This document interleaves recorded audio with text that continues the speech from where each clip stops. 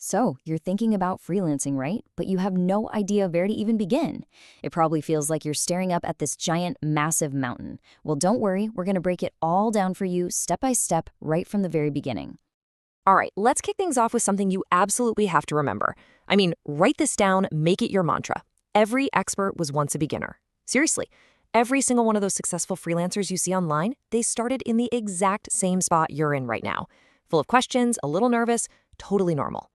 So let me just ask you, straight up, are you feeling a little scared, maybe a bit overwhelmed? Yeah?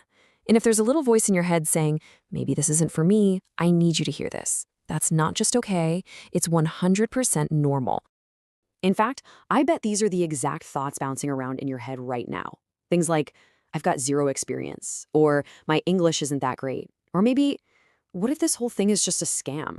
And the biggest one of all, who's going to hire me when there are so many experts out there? Look, these are the universal fears every single beginner has. The trick isn't to ignore them. It's to face them head on and just keep moving.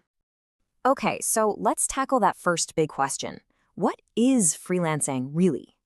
For real. Forget all the complicated textbook definitions. Let's just break down what this whole new world of work actually looks like. And when you put it side by side with a regular job, the differences are huge. In a typical job, you've got one boss, you work fixed hours, and you get a fixed salary. But with freelancing, well, you are the boss. Your hours? Totally flexible. Your office? It's anywhere you can get a Wi-Fi signal. And your income? Well, that's directly tied to how much effort you put in. It's a total game changer in how you think about work. And this right here is the magic of freelancing in a nutshell. Just think about Priya's story. She's living in Indore, right? But she's working for a client all the way over in the UK and getting paid in pounds. That's the power we're talking about. It's your skills plugged into a global marketplace, all from the comfort of your own home. But okay, let's talk about the big one, getting paid. Is it safe? I get it, this is a huge worry. But the good news is these platforms are designed specifically to protect you. Here's how it works. It's pretty simple. The client pays, but the money doesn't go to you right away. The platform holds it safely. It's called escrow. Then you do the work, you deliver it, the client says, yep, this is great, and only then does the platform release the money to you. So yeah, as long as you stay on the platform, you're pretty much protected from getting scammed. All right, so maybe you're thinking, okay, I'm in, this sounds good. But now what? What do you actually do? This brings us to probably the most important first step, choosing your skill. Think of this as your starter toolkit, the thing that's going to get you in the game. And listen, you don't need some fancy degree to get started, not at all. Here are 3 amazing skills that are super beginner-friendly and always in demand. First up, content writing. Every business on the planet needs words for their website or their blog. Next, basic graphic design. And I'm not talking about complex stuff. I mean making simple social media posts with free tools like Canva. And number 3, video captions and scripts. With Reels and TikTok taking over the world, this skill is absolutely exploding right now. Now, I have to give you a quick but really important warning. A lot of beginners see these data entry jobs and get tempted. Please be careful. The competition for these is insane. The pay is usually super low, and honestly, it's a hotspot for scams promising you easy cash. You're so much better off putting your energy into a skill that can actually grow. So, how do you pick the right skill for you? Well, this quote says it all. The right skill isn't the one that pays the most. It's the one you enjoy and can do well.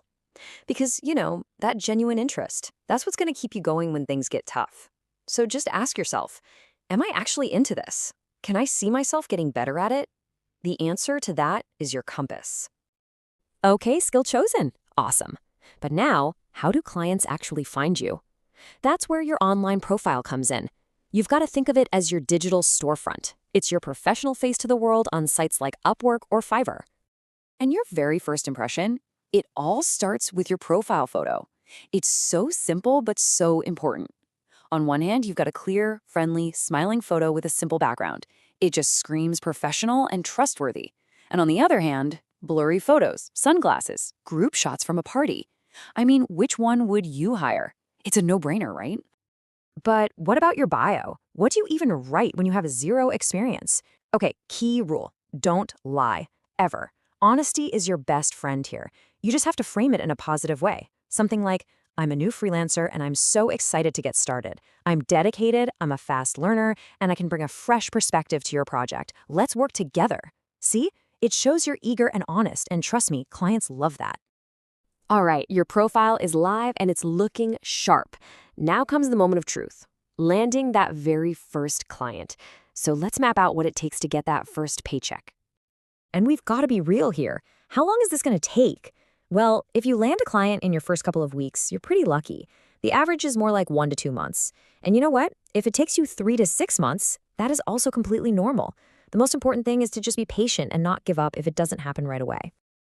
I mean, just think about Rahul's story. This guy sent out over 50 proposals. For 3 straight months, he heard nothing but crickets.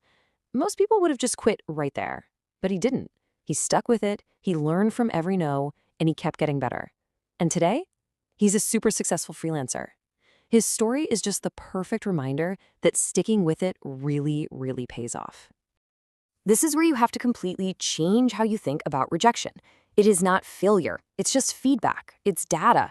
Every single no you get is just a lesson that's pushing you one step closer to that amazing feeling of getting your first yes. So we've covered the skills, the profile, how to get clients, all the practical stuff. But you know, the most important thing for succeeding long-term, it's not something you can even put on your profile. It's your mindset. Your most powerful tool by far is your own mind. You're going to see people all over social media bragging about how they made thousands of dollars in their first month. Just ignore it. That's not normal. The real truth is this: slow growth is still growth. As long as you're moving forward, even if it's just a tiny little bit every day, you are winning. And what's the fuel for that growth? It's not some burst of motivation. It's consistency. Consistency is the real power. It's not about grinding for 12 hours one day and then taking a week off. No, it's about showing up every single day, even if it's just for a little bit. Send one more proposal, learn one new trick. That's how you build momentum that no one can stop. So there you have it. We've laid it all out for you. The fears, the facts, the skills to learn, and the right mindset to have. The only thing left now is action, which leads me to my final and most important question for you. What's your first step going to be?